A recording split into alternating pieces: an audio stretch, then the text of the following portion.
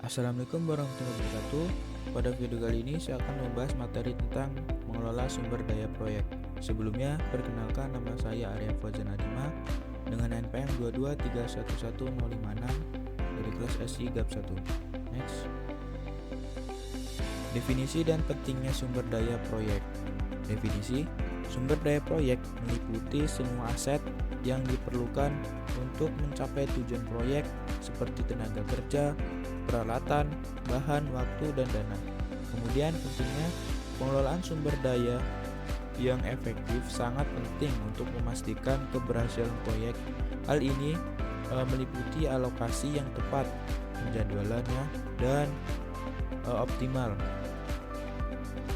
Pentingnya pengelolaan sumber daya yang efektif sangat penting untuk memastikan keberhasilan proyek. Hal ini meliputi alokasi yang tepat, penjadwalan yang optimal, dan pemantauan yang berkelanjutan. Kemudian perencanaan sumber daya. Pertama, alokasi, penjadwalan, dan penganggaran. Yang pertama, menentukan jumlah dan jenis sumber daya yang dibutuhkan untuk setiap tugas proyek. Kemudian menentukan waktu yang tepat untuk alokasi dan penggunaan sumber daya. Dan yang terakhir, menentukan biaya yang diperlukan untuk memperoleh dan menggunakan sumber daya.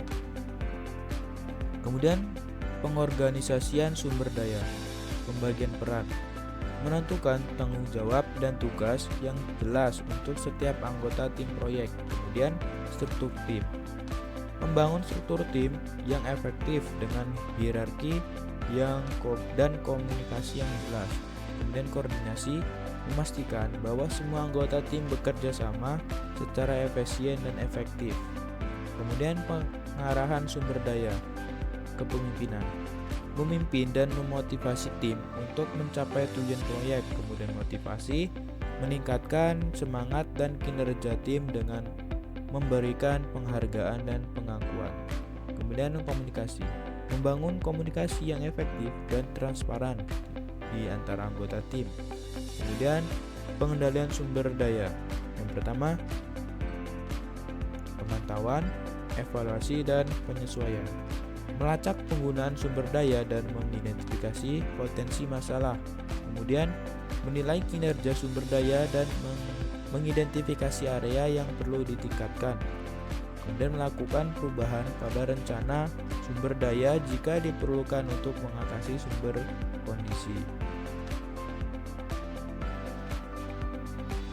Melakukan perubahan dan rencana sumber daya jika diperlukan untuk mengatasi perubahan kondisi. Kemudian manajemen risiko sumber daya, identifikasi, mengenali potensi risiko yang dapat dipengaruhi sumber daya. Kemudian analisis, menilai probabilitas dan dampak potensial dari risiko. Dan ketiga, mitigasi, mengembangkan strategi untuk mengurangi atau menghindari risiko. Kemudian pengembangan tim proyek, pembentukan tim dengan anggota yang memiliki keterampilan dan pengalaman yang tepat. Kemudian pembinaan, meningkatkan keterampilan dan pengetahuan anggota tim melalui pelatihan dan monitoring. Kemudian evaluasi, menilai kinerja tim secara berkala dan mengidentifikasi area yang perlu ditingkatkan. Kemudian pengelolaan konflik dalam tim.